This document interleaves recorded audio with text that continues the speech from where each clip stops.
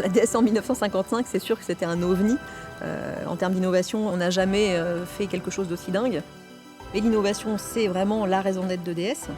C'est ce sur quoi on travaille. Le but du jeu, c'est aussi de donner à ce conducteur cette espèce de magie, de sensation d'avoir quelque chose d'unique. Tout ce qui est matériaux naturels et le savoir-faire de l'expression des matériaux naturels, mais empreinte technologie, ça, c'est absolument essentiel.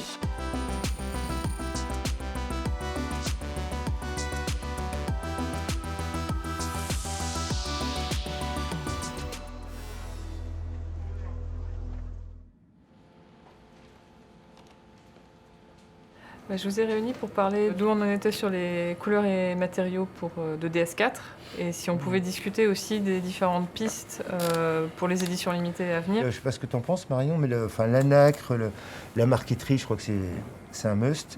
Et puis ça c'est peut-être plus... La dentelle de bois. C'est plus délicat. gonflé. C'est plus gonflé. Oui, oui. Mais si on y arrive, on a quelque chose d'exceptionnel. C'était sur le concept car DSX, hein. Oui.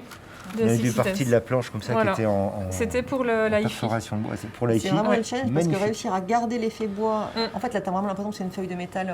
Oui, c'est vrai c'est qu'on magique, pourrait. hein. Ouais. C'est magique. Hein.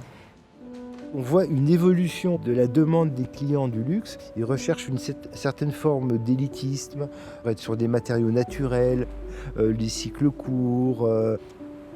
Tout ça, ça amène des valeurs aussi très différentes, empreintes de beaucoup plus de sérénité, de simplicité, de zénitude. Le luxe, c'est d'abord la qualité des matériaux et le dessin.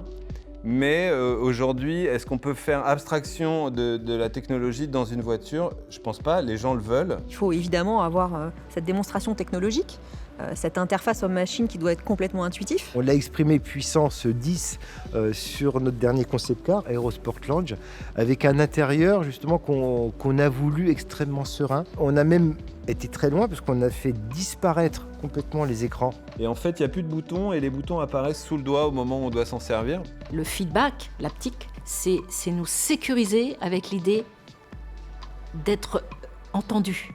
Comment faire qu'une machine, une voiture, nous renvoie des comportements qui correspondent à nos façons d'interagir entre êtres humains. Pour l'instant, c'est magnifique dans un concept car. On n'est pas encore au point pour le mettre en série, de telle sorte qu'on puisse s'en servir aujourd'hui comme un désignateur ou un écran de commande. Mais voilà, ce côté assez incroyable de cette technique par ultrason, c'est quelque chose qu'on va continuer à travailler dans le futur, même si ce n'est pas pour demain matin.